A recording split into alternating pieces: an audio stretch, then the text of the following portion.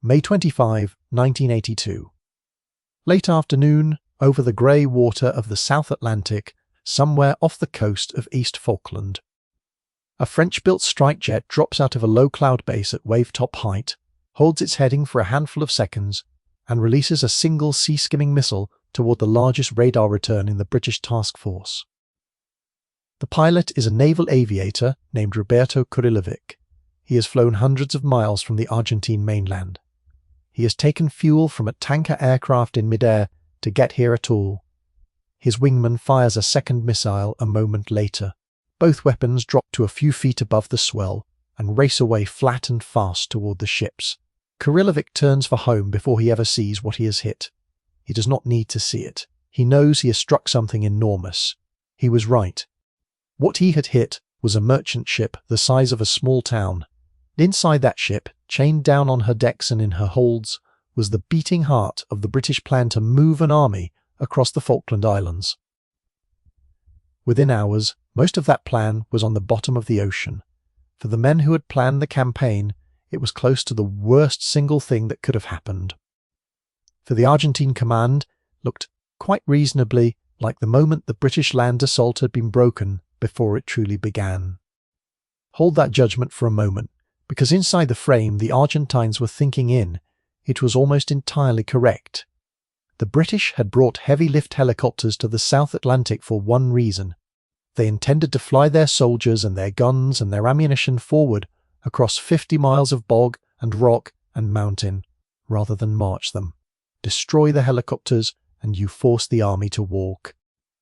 Force the army to walk, and you buy time. And time was the one thing the defenders of Stanley believed they had. It was a clean piece of reasoning. It rested on solid information. And it was about to be undone by something the reasoning had never accounted for. Because a little under 3 weeks later, on the high ground west of Stanley, Argentine soldiers dug into the peaks would hear something that should not have been possible. They would hear British artillery.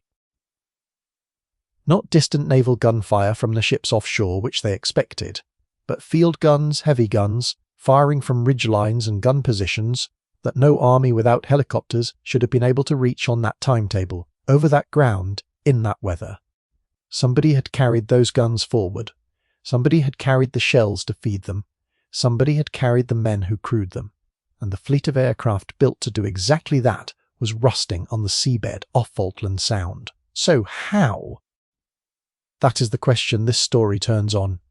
How did a British army that had just lost almost all of its heavy lift still move, like an army that had not? Pause on that, because the answer is not a fleet, and it is not a plan. The answer is a single aircraft, one machine out of a group that was supposed to share the load between them, and a small number of people who decided that the loss of everything around it would not be allowed to become the loss of the thing itself. This is not really a story about a helicopter. It is a story about what happens to a war plan when the redundancy that was supposed to protect it burns in a single afternoon, and what is left over when it does. What is left over, it turns out, is people and habit and improvisation and a stubbornness that no logistics chain can supply. This is the story of the aircraft the crews called Bravo November. To understand why the loss of those helicopters mattered so much, you have to understand what the British were trying to do and how narrow the margin was that they were trying to do it on. In the spring of 1982, Argentina had seized the Falkland Islands, a small British territory in the far South Atlantic, and Britain had assembled a naval task force and sent it 8,000 miles south to take the islands back. It was a campaign fought at the very end of an impossibly long supply line in the approach of the southern winter, against the clock and against the weather. Everything the British landed, they had carried across half the world by sea. There would be no reinforcement waiting nearby if it went wrong. Whatever they brought was what they had. The whole enterprise balanced on a knife edge that is easy to forget now that the ending is known. The task force sailed with only 2 aircraft carriers, and those 2 ships carried the small force of jump jet fighters that were the entire air defense of the fleet. Lose a carrier, you might lose the war in an afternoon. The commanders knew it, and they kept the carriers well out to the east, away from the range of the Argentine strike aircraft, which is exactly why the supply ships closer inshore were so exposed. Every vessel in that fleet was irreplaceable in its own way, because the nearest friendly dockyard was thousands of miles behind them. There was no margin anywhere. A single ship lost was not a statistic. It was a hole in the plan that nothing could fill.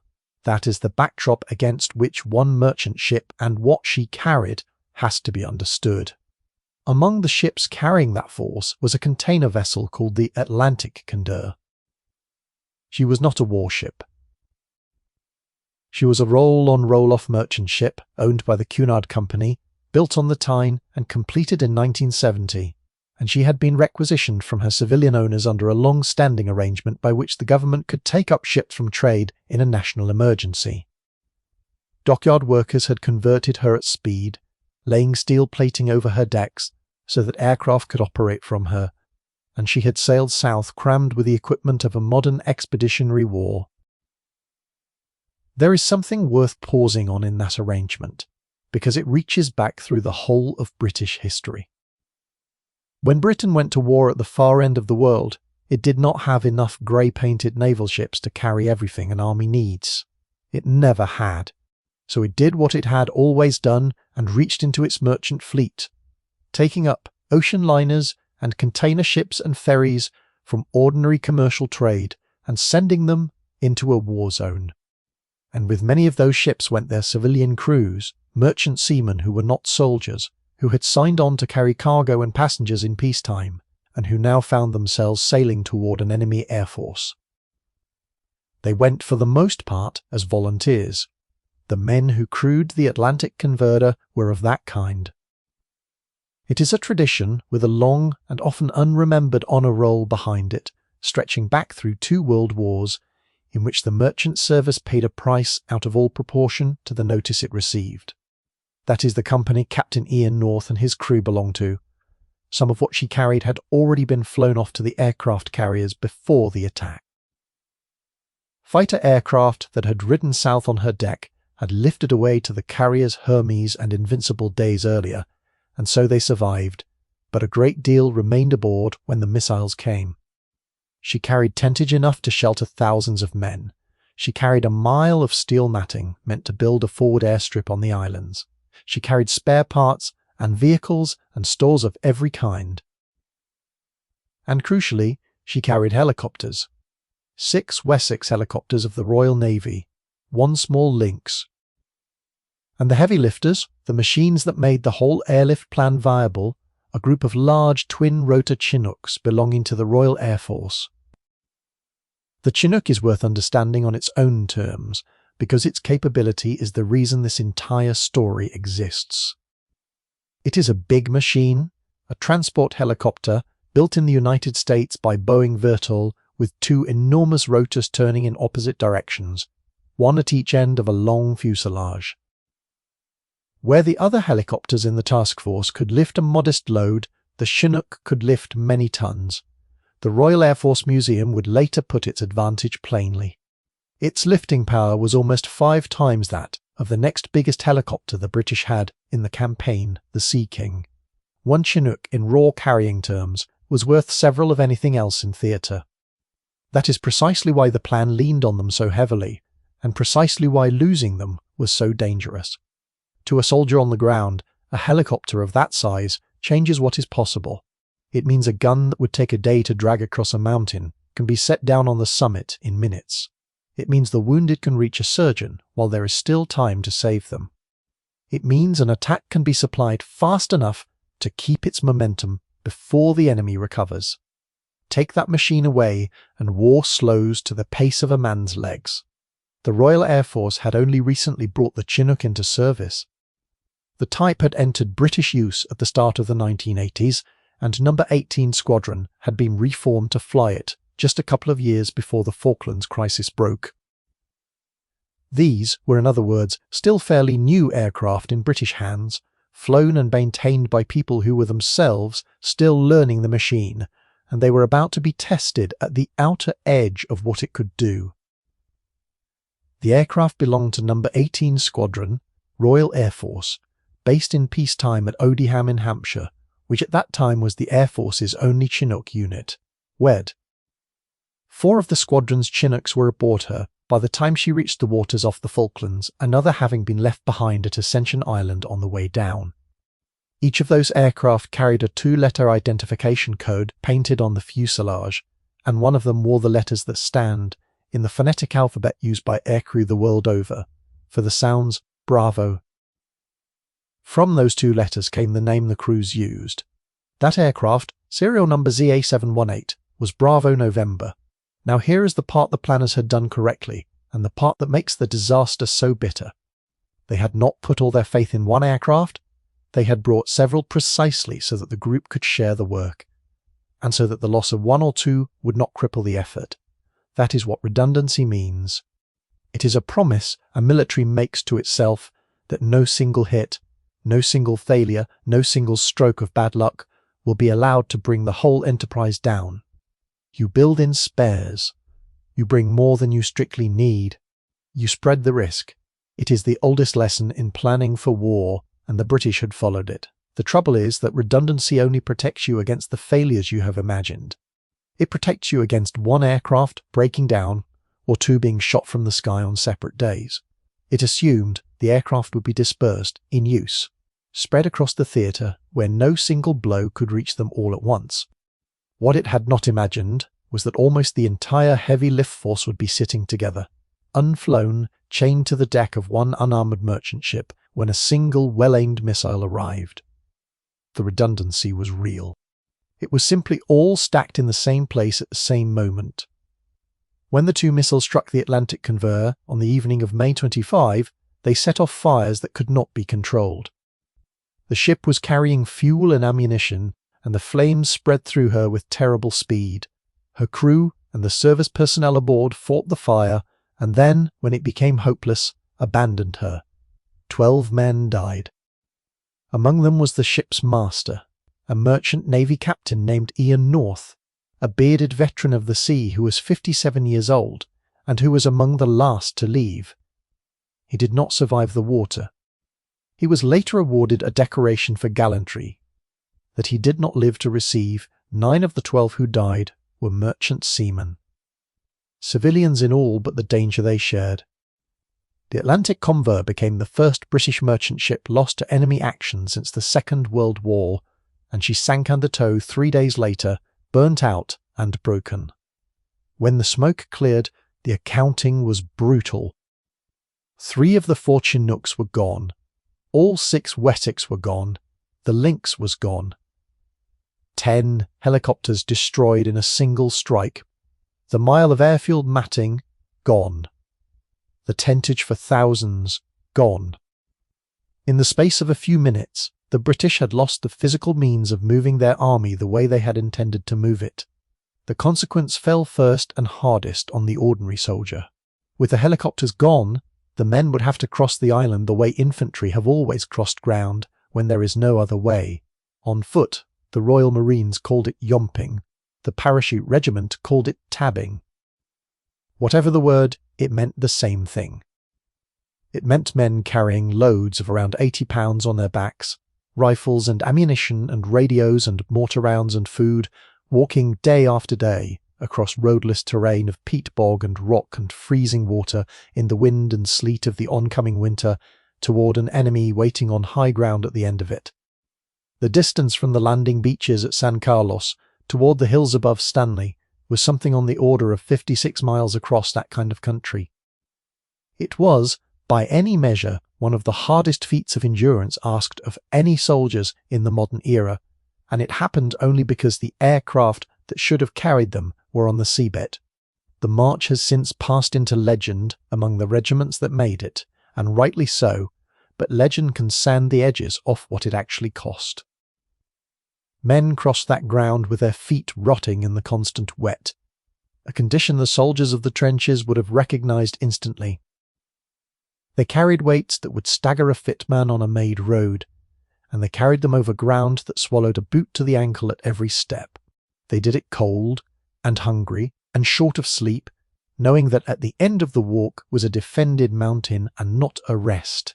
That the British soldiers did it at all is a testament to them, but it was never the plan.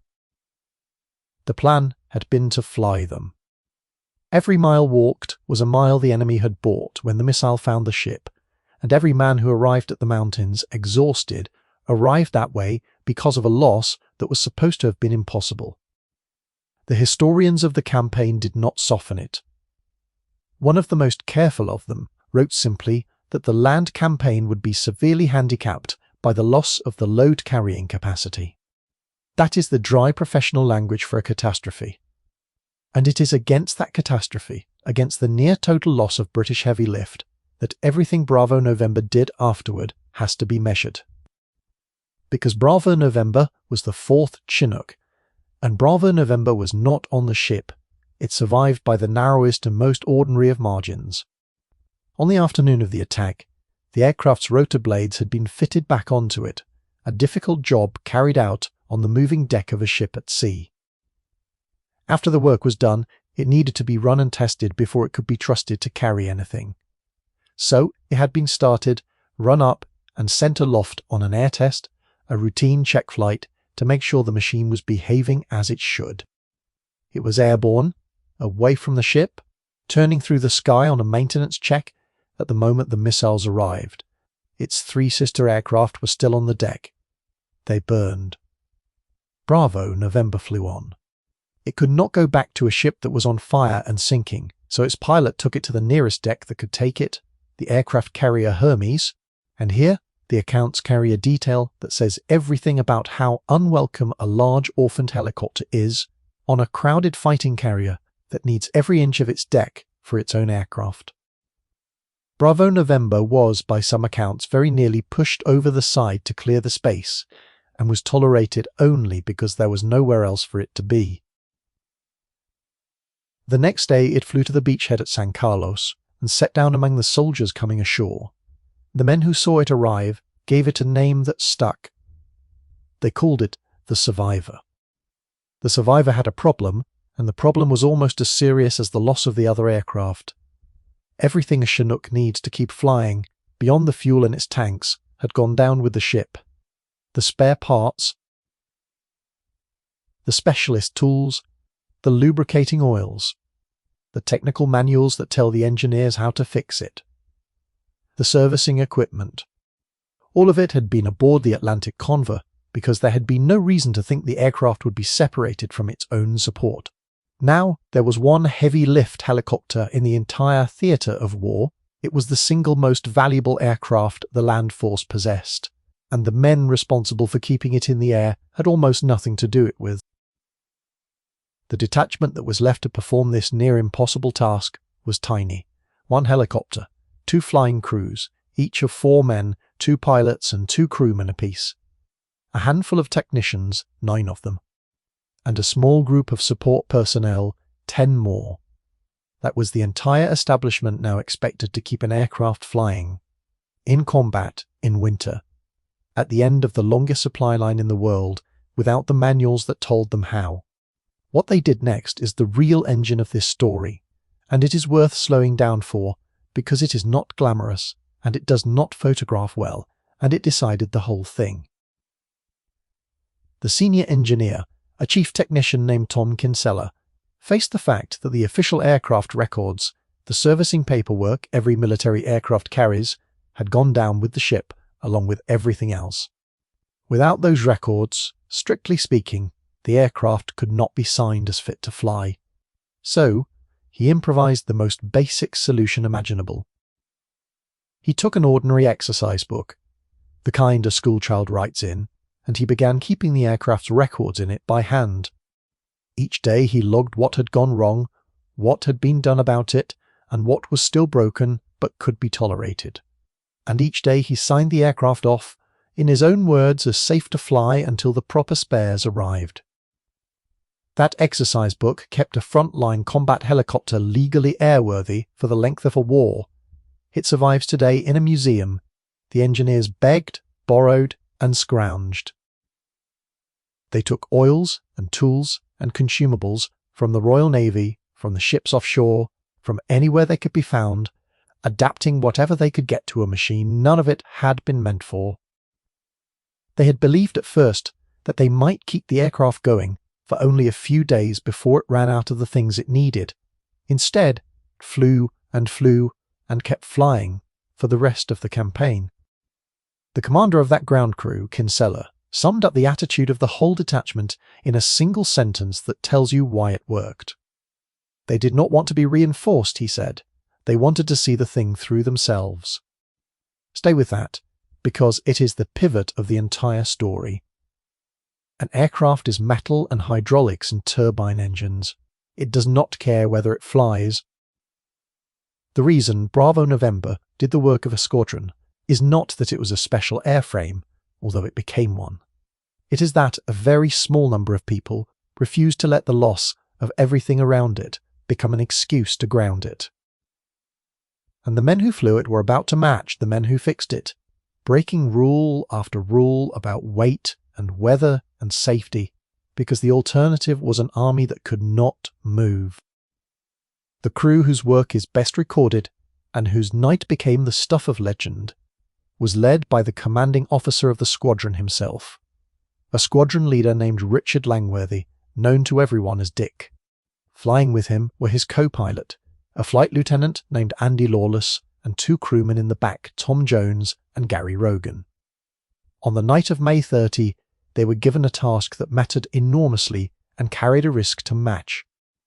The British wanted to seize Mount Kent, a dominant peak rising over 1,300 feet that looked down on Stanley itself. Whoever held Mount Kent held the doorway to the enemy's last defended ground. It sat astride the approach to the ring of hills that shielded the capital, and taking it early before the enemy could reinforce it would let the British establish a forward base from which the final assault could be launched. Losing the race for it would mean fighting for the same ground later, uphill, against a prepared defence. Speed mattered enormously, and speed over that terrain meant helicopters. Getting infantry there was one thing. The Royal Navy Sea Kings would carry the men of a Royal Marine Commando forward that night, but infantry alone, on a mountain without artillery, are exposed and half-armed. What the position needed was guns, and the only aircraft in the theatre that could carry field guns was Bravo November. So on that night, the crew took on a load that reads like a boast, and was simply the job. 3 field guns. The standard British light artillery piece firing a shell a little over 100 mm across, 2 of them carried inside the fuselage, and 1 slung beneath it on hook. And with the guns, 22 artillerymen to crew them, and their ammunition. All of it to be flown roughly 40 miles through the dark, over enemy-held ground, to a mountainside. Almost nothing about the flight went as promised. The crew wore early night vision goggles, primitive by later standards, and the goggles were rendered nearly useless by a heavy fall of snow that swallowed the light they depended on. The landing site they had been told to expect, flat and secure, turned out to be a sloping, boggy hillside, and it was under fire. Unloading the guns and men, which should have taken a handful of minutes, took closer to 40. Part of it done by the light of a handheld torch after the aircraft's own cabin lighting failed. And there was a defect on the aircraft that the crew knew about before they ever took off. An oil leak in one of the gearboxes. With no spare parts to fix it, the engineer Kinsella had simply handed the crew 2 gallons of oil, told them to land and top it up if the leak grew serious, and signed the machine off to fly anyway, because the mission was worth the risk. That is what improvisation looks like when it is real. It is not clever, it is a can of oil and a decision. They delivered the guns, and then, on the way back, the night nearly killed all of them. In a severe snow shower, with an instrument that measured their height above the ground reading false, Bravo November descended when the crew believed it was flying level, and it flew straight into the surface of a body of water at around 100 knots. That is roughly 115 miles per hour, a helicopter meeting water as if it were a wall. Spray was hurled up and sucked into the engines, and the engines partially died. The power that fed the aircraft's controls fell away. It took both pilots hauling together on the controls with all their strength to drag the machine back up off the water it was settling into. The co-pilot, Lawless, had already jettisoned his door and was preparing to escape, certain they were going into the sea. In the back, the crewman Tom Jones had been knocked half senseless, his helmet torn from his head, and in his confusion he began trying to climb out of the aircraft. His fellow crewman, Gary Rogan, physically held him back. What saved them was a matter of degrees. The aircraft happened to be in a slightly nose-high attitude as it hit, and it had struck water rather than solid ground. And so, instead of disintegrating, it skipped, clawed for lift as the pilots fought it, and flew off the surface. Lawless described it afterward with the flat honesty of a man who has been very close to the end. They were lucky, he said, because if they had hit solid ground they would have been dead. They hit at 100 knots. The bow wave came over the cockpit window as the aircraft settled, and the engines partially flamed out. He knew they had gone into the water. He was not even sure at first whether they had been hit by the enemy. They were still flying, but now they had a new problem, and it came from the door Lawless had thrown away. That door had carried, clipped inside it, the maps for the route and the coded settings for the electronic system that tells friendly forces you are friendly. Without those codes, an aircraft flying toward the British lines in the dark is just an unidentified contact, and the sky around San Carlos was ringed with surface-to-air missile batteries whose entire purpose was to destroy aircraft they could not identify. Lawless flew home from memory without his maps, and to keep from being shot down by his own side, the crew used an old improvised trick, flashing the aircraft's lights on and off in a way meant to signal distress and friendly intent, hoping the gunners on the ground would read it as a plea and not a threat. As Lawless put it with grim humour, you were not sending the correct codes, you would get a missile up your exhaust, which was not a good idea. Sea King came out, looked them over, recognised them, and led them in. When the aircraft was inspected the next day, the damage was astonishingly slight. Some harm to the loading ramp, to the aerials. Nothing more. It was declared fit to fly. There was one thing that could not be put right, however. There was no spare cockpit door to replace the one Lawless had jettisoned into the sea. And so Bravo November flew for the rest of the war with an open hole where the co-pilot's door should be, letting in the freezing South Atlantic wind. Lawless called the experience simply cold. Hold on to that missing door, because a few nights later, that gap in the aircraft, that piece of damage, would be the reason the crew survived a second time. For the courage of that night, and for the campaign as a whole, Dick Langworthy was awarded the Distinguished Flying Cross, one of the Air Force's highest decorations for gallantry in the air. He was a career airman who already held another decoration before he ever reached the South Atlantic. His story would end sadly and too soon, and we will come to it, but that award was the first of a chain of honours that would attach themselves to this one aircraft over the decades to come. If your father, or grandfather, or uncle served in the South Atlantic in 1982, any of the services, or crewed one of the merchant ships taken up from trade, I would be glad to read their name and their ship or unit in the comments below. These stories stay alive only for as long as people say the names out loud, and the comments under a film like this one are, oddly, one of the places that memory now lives. Now, step back from the cockpit for a moment, because there is a larger question underneath all of this, and it is the question that gives the story its meaning rather than just its drama. The question is not how one aircraft carried so much.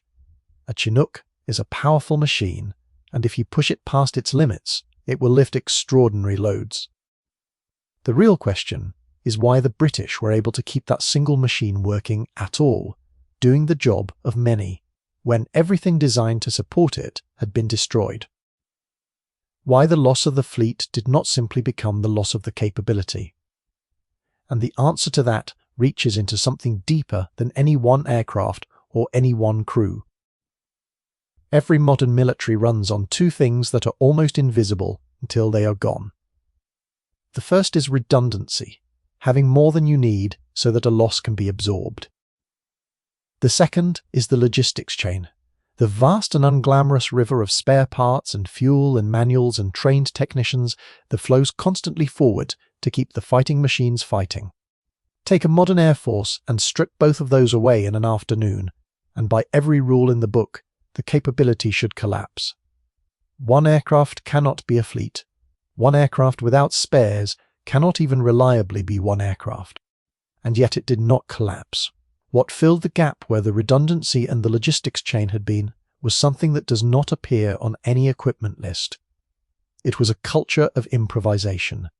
It was a chief technician willing to keep an aircraft flying on the authority of an exercise book and his own signature. It was ground crews who would beg oil off the Navy and adapt tools meant for other machines. It was aircrew who would fly grossly overloaded, in weather that should have grounded them, without maps, past their own missile batteries, because the men on the mountains needed what only they could carry. None of that can be issued from a store. It has to already be in the people before the crisis arrives. That habit of making do has a long history in the British services, and it is worth being honest about what it is and what it is not. It is not evidence that British engineers were cleverer than anyone else, and it would be a cheap and false thing to claim so. The Argentine pilots who sank the Atlantic Conver flew a difficult mission with great skill at the extreme edge of their aircraft's range, and they succeeded. Courage and ingenuity were not a British monopoly in that war or any other.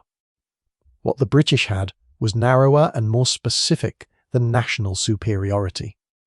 They had an institutional temperament, built up over generations that expected frontline people to fix things themselves, with whatever was to hand, and trusted them to do it without waiting for permission from far away. You can see the same temperament in earlier chapters of the same Air Force's history. In the Second World War, ground crews on remote airfields kept damaged aircraft flying with cannibalized parts and improvised repairs that no manual sanctioned, because the alternative was fewer aircraft in the air the next morning. The culture that produced an exercise book logbook in the South Atlantic in 1982 was the same culture carried forward that had produced 1,000 improvised repairs on grass airfields 4 decades earlier. It is a quiet tradition and it does not produce statues, but it wins campaigns at the margin, and the Falklands was a campaign decided entirely at the margin. Consider the summer of 1940, when the Royal Air Force was fighting for the survival of the country in the skies over southern England. The fighter pilots became the legend, and deservedly, but the battle was kept going on the ground by riggers and fitters and armourers working through the night in the open, patching bullet holes, changing engines, rearming and refuelling aircraft in minutes so that the same machine could fly 3 and 4 and 5 times in a single day. There were never enough aircraft. There were never enough spares. The men on the ground made the shortage disappear by sheer, relentless improvisation. And it is no exaggeration to say the battle was won as much in the maintenance pens as in the air. A year or two later, in the deserts of North Africa, the same instinct produced squadrons that kept flying by stripping usable parts from wrecked and worn-out airframes, cannibalizing the dead to keep the living in the sky, because the supply line across the Mediterranean could not be relied on to deliver what they needed. None of that was in any manual. All of it was in the people. That is the thread that runs straight from a grass airfield in Kent in 1940 to a windswept beachhead in the South Atlantic in 1982. A chief technician keeping a Chinook alive on an exercise book and a signature is the direct descendant of a fitter changing a Merlin engine by torchlight during an air raid. The equipment changes beyond recognition across the decades. The habit of mind does not, and it was that habit, far more than any single aircraft, that the Argentine missile could not reach. The deeper lesson, and it is one every military has had to relearn the hard way, is that machines can be destroyed in an instant, but a habit of mind cannot be sunk by a missile. The Exocet that hit the Atlantic Conver destroyed 10 helicopters and a mountain of stores in a few minutes. It could not touch the thing that actually saved the campaign, which was the shared refusal of a few dozen airmen and soldiers to accept that the loss of the equipment meant the loss of the mission. That is not a comfortable lesson for planners who prefer to trust in hardware because it cannot be bought or scheduled. But it is the true one. The redundancy the British had built was destroyed. What replaced it was not more machines. It was people who behaved as though the impossible were merely difficult. That is the deeper system behind the survivor. Not a wonder aircraft, though it became one in reputation. Not a genius plan, because the plan had just been blown apart. It was a culture that had put improvisation into its people before the war began, so that when the plan died, the people did not. Now watch what that culture did with the 17 or so days that remained. Once the aircraft was ashore and flying, the work never really stopped. In the first days, it hauled load after load from the ships to the beachhead, moving the priority stores that an army needs before it can do anything else, one heavy underslung load swinging beneath it after another. Lawless remembered it simply as underslung load after underslung load, hour after hour. It carried the surface to air missile batteries that would defend the anchorage from air attack, out to their firing positions around Falklands Sound, the stretch of water the men had grimly nicknamed Bomb Alley for the weight of air attack it drew. It moved guns and shells and mortar ammunition forward for the assault on the settlements at Goose Green and Darwin, where the Parachute Regiment fought the first major land battle of the campaign against a defending force that outnumbered them. Won in a long and bitter fight that ended in a British victory and cost the life of the battalion's commanding officer, who was killed leading from the front and later awarded the nation's highest decoration for valour. Battles of that kind consume ammunition at a frightening rate, and they generate wounded who must be moved quickly if they are to live. Both of those needs, the feeding of the guns beforehand and the recovery of the injured afterward, fell in part on the one heavy lift helicopter in the theatre. It carried the wounded back from that battle to the field hospital. Across roughly 18 days ashore, it flew on every single day but one, sometimes as many as 15 separate sorties in a day, and it logged well over 100 hours in the air. Sit with what that rate of flying actually demanded, because the headline totals can slide past the reality. 15 sorties in a day means the aircraft barely stops. It means the two crews rotating through it are on duty from before first light until after dark. Load after load in a war zone, in the wind and cold of the South Atlantic winter, under the constant possibility of enemy air attack. It means the small band of engineers is turning the machine around between flights, checking it, patching it, topping it up, snatching what rest they can in the gaps, knowing that if their one aircraft breaks down and cannot be fixed, there is no second aircraft to take up the slack. There was no reserve. There was no spare. There was one helicopter, and the entire heavy lift burden of a national campaign rode on it not breaking. That kind of pressure does not let up, and it did not let up for those men for the better part of 3 weeks. They simply absorbed it, day after day, and kept the aircraft flying. But the sortie that became famous, the one that captures the whole story of an aircraft doing the work of many, came on June 2 in the push to seize the settlements at Fitzroy and Bluff Cove and leapfrog the advance closer to Stanley. The plan needed a large number of paratroopers moved forward quickly, and there was one aircraft to move them in. A Chinook has a sensible carrying limit for troops. The crew put the normal figure at around 33 men and, in an exceptional case, perhaps 44. What they carried that day was 81 paratroopers, fully armed and equipped, packed into a single aircraft in a single lift, and then they went back and did it again with a second load. The exact size of that second lift is recorded slightly differently in different accounts, as somewhere between 71 and 75 men, and I would rather tell you the honest range than pretend to a precision the record does not support. But the first figure is not in doubt. 81 men, an aircraft comfortable with a third of that, flown low and fast toward the enemy.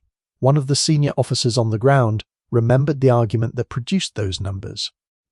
When he needed 60 heavily laden men aboard and the loadmaster protested that it was beyond the limit, it took a sergeant major's blunt insistence to settle the matter, and the men went on, ramped down, and the aircraft flew low toward Fitzroy. That is the war in miniature.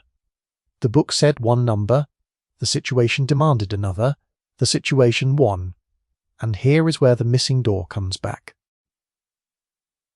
As the overloaded Chinook ran in toward the British-held ground that day, gunners below very nearly opened fire on it, because a large twin-rotor helicopter approaching low could just as easily have been one of the enemy's own Chinooks coming to attack them.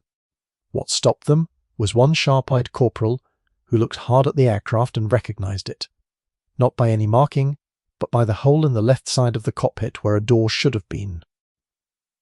Only one Chinook in the world was flying that day with its co-pilot's door missing, thrown into the sea 2 nights earlier when the aircraft nearly drowned on the way back from Mount Kent. The very damage that had made the crew miserably cold now marked them out as friends and saved their lives. The crewman Tom Jones told it plainly afterward. One astute corporal recognized it as theirs because it had no door on the left-hand side of the cockpit. What had happened so nearly disastrously the day before, he said, saved their lives. The hardest work of all came on June 8 at Fitzroy, on one of the blackest days of the war for the British.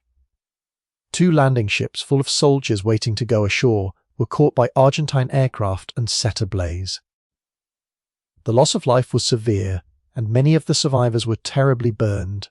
Into that emergency, the helicopters of the task force flew again and again, lifting the wounded off the burning ships and out of the water, and Bravo November was among them, carrying casualties back to the field hospital and out to the hospital ship offshore.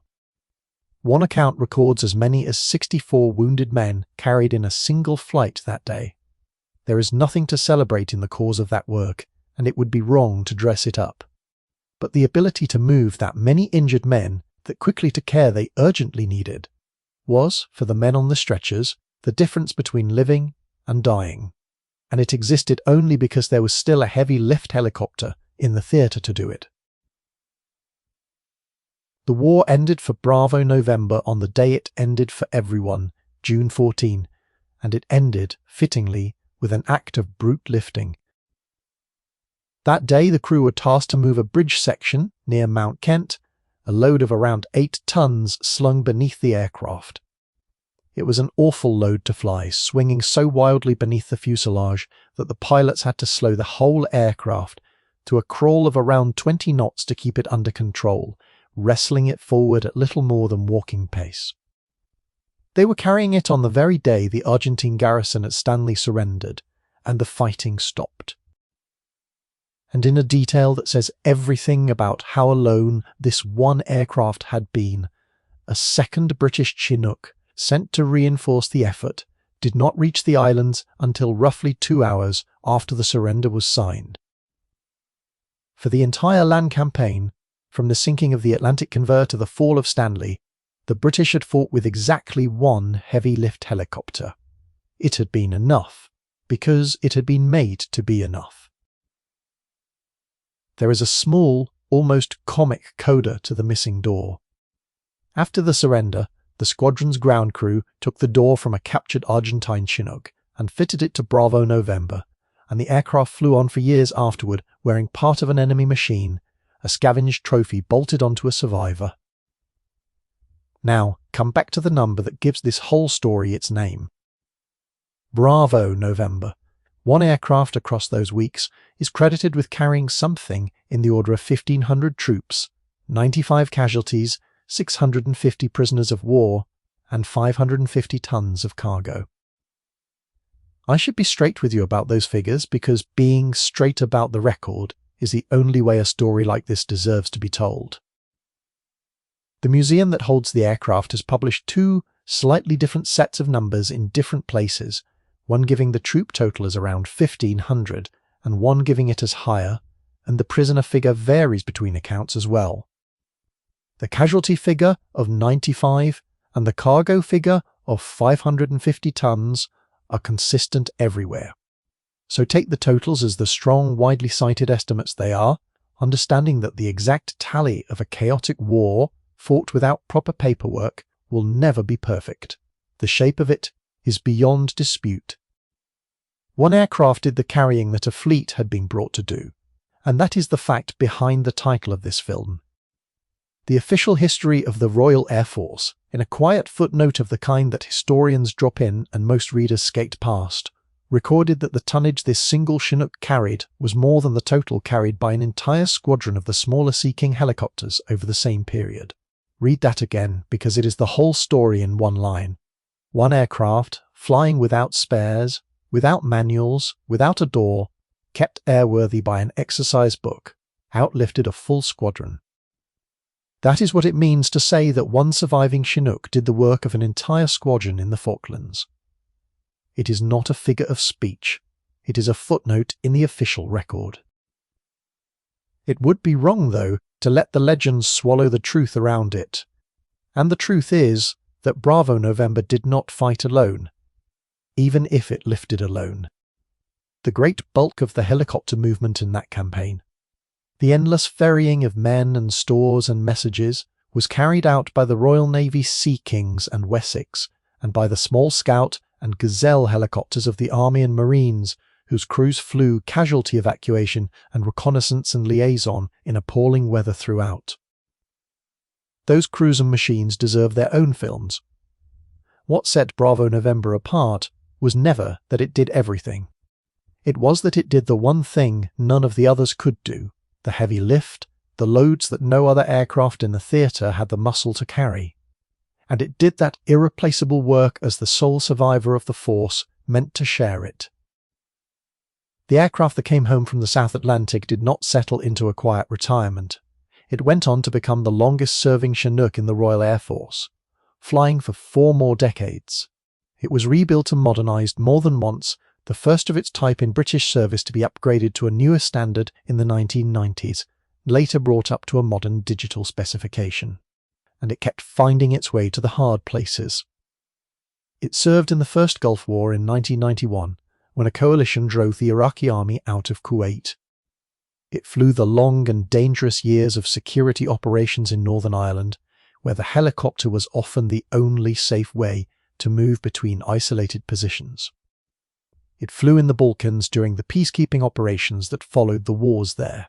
It went back to Iraq in 2003 and to Afghanistan across the long campaign that followed, where the Chinook became the workhorse of the whole British effort, carrying troops and supplies and again, the wounded. And between the wars, it turned its hand to gentler emergencies, lifting aid and equipment during severe flooding at home and helping with the national response to a pandemic in the last years of its service. Across more than 4 decades, wherever the British sent their Chinooks, this one tended to be among them, and it kept flying long after every other aircraft of its original batch had been retired. And the decorations kept coming, attached not just to men, but, in a way that is genuinely rare, to a single airframe. 4 separate pilots won the Distinguished Flying Cross while flying this one aircraft across 3 different wars and nearly 30 years. The first was Dick Langworthy for the Falklands. The second came in Iraq in 2003, awarded to a pilot named Carr, and here too I owe you honesty because the record of his first name differs between sources, some giving it as Steve and some as Nick. He led a formation of 5 Chinooks that put the first British troops ashore on a peninsula to seize its oil facilities before they could be destroyed. And in the days that followed, those aircraft flew at a punishing rate, close to 19 hours in the air each day.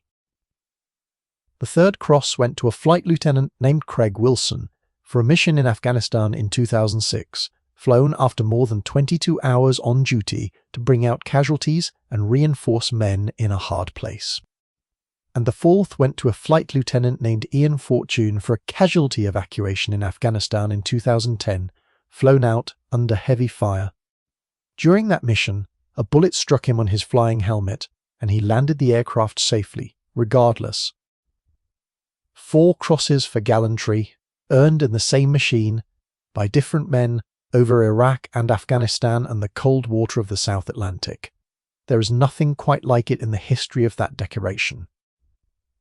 Not every story around the aircraft ended in a medal, and the story of the man who won the first cross is a reminder of the cost that lay under the whole enterprise. Dick Langworthy, who had flown Bravo November onto that snowy mountainside and dragged it back off the water at 100 knots, did not have long to enjoy the honour. He remained in the South Atlantic as the commander of the Chinook detachment, and roughly a year after the campaign, still there at Port San Carlos, he died of a heart attack. The Air Force approved the placing of a plaque commemorating his distinguished flying cross inside the cockpit of the aircraft he had saved, so that the machine itself would carry his memory forward every time it flew. It did for another 40 years. In the spring of 2022, 40 years after the war, the aircraft was finally retired. It was taken by road from its base at Odiham in March, driven north on a low loader, and reassembled over several days at the Royal Air Force Museum site in the Midlands at Cosford. Well, it went on public display, and the date its doors opened to the public was chosen with care. It was April 2, 2022, 40 years to the day after Argentine forces had first landed on the Falklands and begun the whole chain of events. The survivor had come to rest at last, and it had come to rest as a monument. Stand in front of it now, and it is easy to see only an old green helicopter, large and blunt and unlovely, the kind of machine that photographs badly and inspires no poetry. But look for the plaque in the cockpit and think about the exercise book in the museum's collection nearby, filled in by hand in a chief technician's writing, keeping a war machine, legal one signed page at a time. Think about the hole where a door once was, the enemy's door bolted on to replace it. Think about the 81 men who once crammed into that fuselage, and the wounded carried out of the fire at Fitzroy, and the guns set down on a mountain in the snow. What that aircraft really preserves is not itself. It is the answer to the question Roberto Kirilovich never stayed to see. He had done everything right. He had found the ship and hit it, and sunk the plan the British had built to move their army. By the logic of hardware, he had won that afternoon. What he could not sink, because it was not aboard any ship, was a habit of improvisation carried in the heads of a few dozen airmen and soldiers. The willingness of a ground crew to keep one machine flying on nothing but ingenuity and nerve, and the willingness of aircrew to fly it past every safe limit, because the men ahead of them needed what only they could bring. The Redundancy died in the water off Falkland Sound. The people did not. That is the thing worth carrying away from this. Machines can be counted and destroyed and mourned. The capacity of ordinary people to refuse the word impossible cannot be counted, and it is the reason an army that had lost its fleet still moved like an army that had not. Bravo November did the work of a squadron, because a squadron's worth of determination had been poured into it by people whose names mostly never made the histories. The next time you hear that a single stroke has destroyed some vital thing, remember the container ship burning on the water, and the one helicopter that was airborne when it happened, and the exercise book, and the can of oil, and the door thrown into the sea that turned out to save 2 lives. And remember that the thing which actually decides these matters is almost never the equipment. It is whether the people are the kind who see a catastrophe and reach, without being told, for whatever is to hand. If this story meant something to you, the best thing you can do is say so in the comments and pass it on, because these men and this machine are remembered now mostly by people choosing to remember them, and there are more stories like this one waiting to be told. There are other survivors, other crews, handed the impossible, who simply went and did it. Subscribe, and we will find them together, and we will keep saying the names out loud for as long as it takes.